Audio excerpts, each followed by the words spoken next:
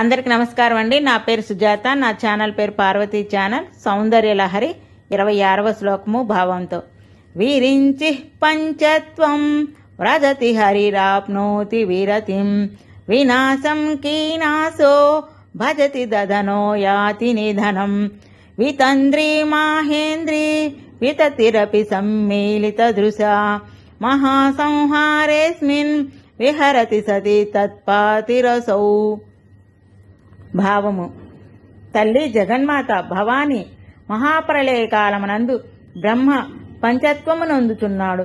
హరి విశ్రాంతి గోరి యోగనిద్రలో లీనమవుచున్నాడు. మృత్యువుకు అధిదేవత అయిన యముడు కూడా నాశమునందుచున్నాడు. ధనాధిపతి అయిన కుబేరుడు నిర్మాణము పొందుచున్నాడు. 14 మంది ఇంద్రులు కనుమూయుచున్నారు.